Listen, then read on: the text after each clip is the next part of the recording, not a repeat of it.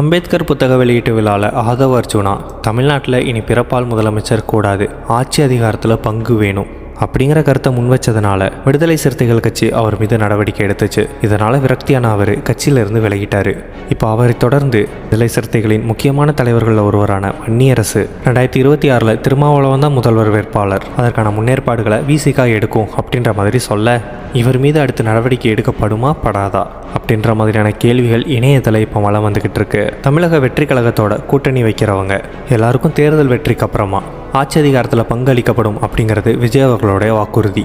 இது தமிழக அரசியல் வட்டாரத்தில் பெரும் சர்ச்சையை ஏற்படுத்துச்சு. நிறைய பேர் நிறைய விதமாக இதை கிரிட்டிசைஸ் பண்ணாலும் இப்போ இருக்கக்கூடிய பெரிய பெரிய அரசியல் கட்சிகள்லாம் விஜய் அவர்களுடைய இந்த வாக்குறுதியை பெரிய விவாத பொருளாக மாற்றிட்டு வராங்க.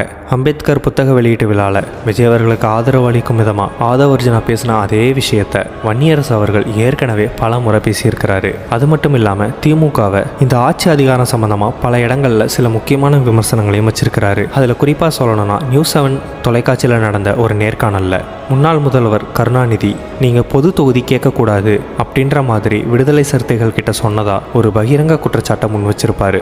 அதே மாதிரி ஆட்சி அதிகாரத்தில் பங்கு வேணும் அப்படிங்கிறதையும் வன்னியரசு பல நேர்காணல்களில் முன் வச்சிருப்பாரு. இப்படி தொடர்ச்சியாக விடுதலை சிறுத்தைகளுடைய ஆட்சி அதிகாரம் தொடர்பான நிலைப்பாட்டை பல இடங்களில் வலியுறுத்தி பேசினவர் வன்னியரசு இப்போவும் பேசிக்கிட்டு தான் இருக்கிறாரு. அப்படி ஒரு வீடியோ சமீபத்தில் ட்ரெண்ட் ஆகிட்டு வருது.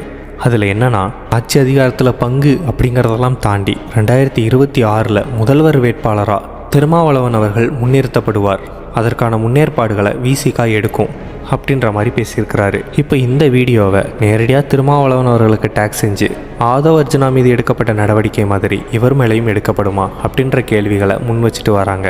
இன்னொரு பக்கம் திமுகவோட முக்கிய புள்ளிகளெல்லாம் டேக் செஞ்சு கூட்டணி கணக்கு மைனஸ் ஆகுமா அப்படின்ற மாதிரியான கேள்விகளை எழுப்பிக்கிட்டு வராங்க. இதை பற்றி நீங்கள் என்ன நினைக்கிறீங்கன்றதை கமெண்டில் சொல்லுங்கள். இது மாதிரியான மோர் இன்ஃபர்மேஷனுக்கு நம்ம சேனலை சப்ஸ்கிரைப் பண்ணிவிடுங்க.